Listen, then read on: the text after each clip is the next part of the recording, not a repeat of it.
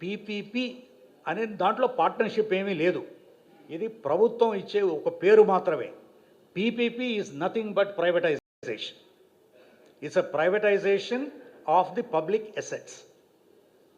Public అసెట్స్ని private సెక్టర్కి ఇవ్వడం ద్వారా వారికి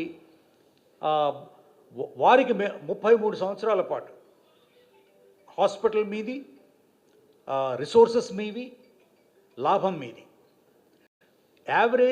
యావరేజ్ మెడికల్ కాలేజెస్ ఇప్పుడు నెట్ ప్రాఫిట్ సంవత్సరానికి 180 నుంచి 250 కోట్లు.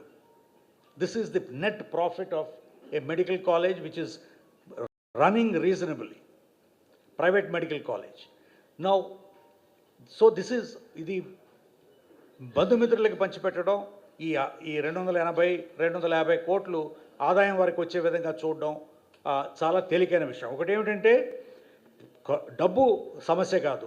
20 సంవత్సరాలు ఏమిటండి? Why should it take 20 years?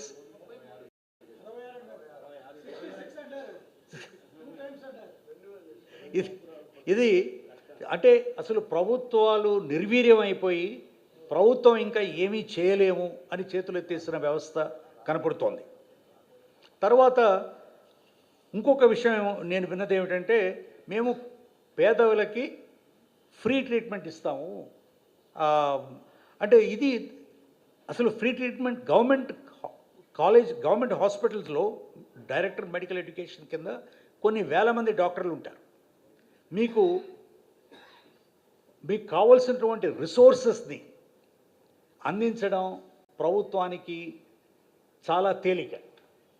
నా ఒక్క మెడికల్ కాలేజే ఉంటే నేను అన్ని డిసిప్లిన్స్ నుంచి ఫ్యాకల్టీ తెచ్చుకోవాలి. ఆ ఫ్యాకల్టీని మీరు తయారు చేయలేరు. కాబట్టి ఇప్పుడు జరుగుతున్నది ఏమిటంటే గోస్ట్ ఫ్యాకల్టీని ప్రొడ్యూస్ చేస్తున్నారు. All are ghost.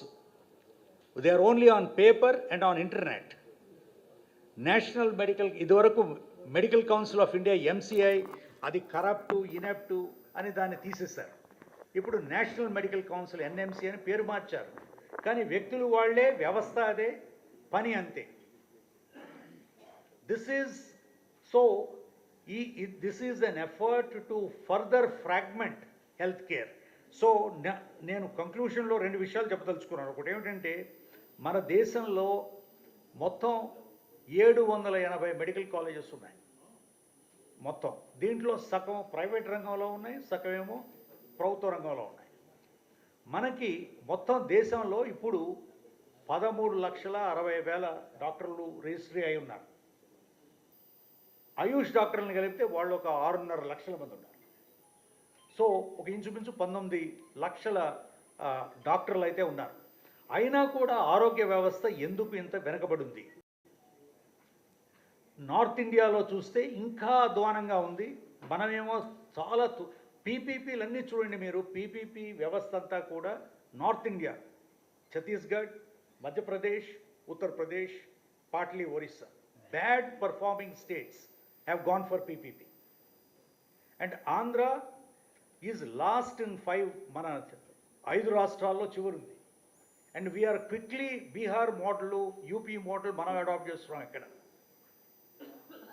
కాబట్టి ప్రైవేట్ ఇన్వెస్ట్మెంట్లో మనకి సిలికాన్ వ్యాలీని సృష్టించాలని కోరుకున్నప్పుడు ప్రభుత్వ రంగంలో ముఖ్యంగా ప్రజలకి ముఖ్యమైనటువంటి అవసరాలు ఏదైతే ఉన్నాయో అవి కల్పించవలసిన బాధ్యత ప్రభుత్వం మీద ఉంది. కాబట్టి నా ప్రపోజల్ ఏమిటంటే, ప్రజలు అందరూ కూడా ఈ విషయాలను తెలుసుకుని దీని మీద ఒక గట్టిగా ప్రభుత్వానికి యాజిటేషను, పబ్లిక్గా ఒక మొబిలైజేషన్ తీసుకురావాల్సిన అవసరం ఉంది. 1. 2, ఇది ఆ పార్టీ ఈ పార్టీకి సంబంధించిన వ్యవహారం కాదు, ఇది ప్రజలకు సంబంధించిన వ్యవహారం, భవిష్యత్తుకు సంబంధించిన వ్యవహారం. 3వది ఏమిటంటే, ప్రభుత్వం ఈ విషయాన్ని మళ్ళీ పునరాలోచించి దీన్ని ఆ డెసిషన్ని రివైజ్ చేసి, రివ్యూ చేసి, ఖచ్చితంగా ప్రభుత్వం దీన్ని ఈ పీపీపీ వ్యవస్థని విరమించుకోవాల్సిన అవసరం ఉంది. నా ప్రపోజల్ ఏమిటంటే, ఈ 10 మెడికల్ కాలేజెస్ ఒక్కసారి మెడికల్ కాలేజీలు పెట్టవలసిన అవసరం లేదు. మన రాష్ట్రంలో కానీ మన దేశంలో ఉన్న సమస్య డాక్టర్ కొరత కాదు, deployment of doctors, the quality of care, the standardisation of care and paramedical staff. ఒక హెల్త్ కేర్ ఇవ్వాలంటే మీరు ఆశా వర్కర్ల దగ్గర నుంచి, ఏఎన్ఎంస్ దగ్గర నుంచి, ఫార్మసిస్ట్ దగ్గర నుంచి, పారామెడికల్ వర్కర్స్ దగ్గర నుంచి you need a large contingent. WHO 1000 ప్రజలకి ఒక డాక్టర్ ఉండాలి అని అన్నారు అనేది కరెక్ట్ కాదు. WHO ఎప్పుడూ అనలేదు. అది మన ఎన్ఎంసి వాళ్ళు, మన ప్లానింగ్ కమిషన్ 2012లో అది ఈ ఒక సజెషన్ ఇచ్చారు. WHO ఏమన్నారంటే హెల్త్ కేర్ అందరూ కలిసి ఏఎన్ఎంస్, ఆశా వర్కర్ల దగ్గర నుంచి డాక్టర్ వరకు 1000 మందికి 2.8 ప్రొఫెషనల్స్ ఉండాలి, trained professionals to deliver health care. మనకున్న సమస్య మనుషులు కాదు, డాక్టర్లు కాదు. కాబట్టి ఇది కూడా ఆలోచించవలసిన అవసరం ఉంది. ప్రజలు మా పిల్లలు డాక్టర్ అవ్వాలని కూడా మంచిదే, ప్రతి వాళ్ళు డాక్టరు, ఇంజనీరు, లాయర్ ఏదో అవ్వాలనే. కానీ ఇప్పుడు మనం ఇంజనీర్లను చూస్తున్నాం. 2.5 లక్షల మంది ఇంజనీర్లు ఇక్కడ ఆంధ్రప్రదేశ్ నుంచి వస్తున్నారు.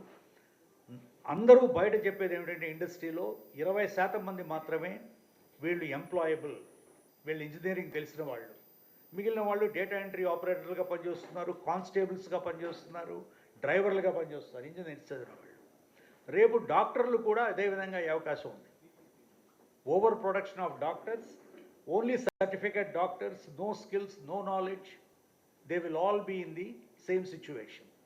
కాబట్టి ఈ 10 మెడికల్ కాలేజెస్లో ముఖ్యంగా మనం చేయవలసింది ఏమిటంటే 5 సెంటర్స్ ఆఫ్ ఎక్సలెన్స్, 5 హాస్పిటల్స్ని ఏదైతే కడుతున్నారో వాటిని పూర్తి చేసి, ఒకటి ఆంకాలజీ, ఒకటి కార్డియాలజీ, ఒకటి న్యూరాలజీ, ఒకటి నెఫ్రాలజీ, ఒకటి multi speciality centres of excellence like NIMS hospital. లాగా NIMS is a not for profit trust, Nizam's institute హైదరాబాద్లో. It is excellent faculty, only super specialist care, it's a referral centre. అటువంటివి ఆంధ్రప్రదేశ్లో లేవు. MNJ hospital ఉంది, Niloufer hospital ఉంది, నిమ్స్ ఉంది. 3 hospitals కూడా autonomous referral centres specialist care కోసం.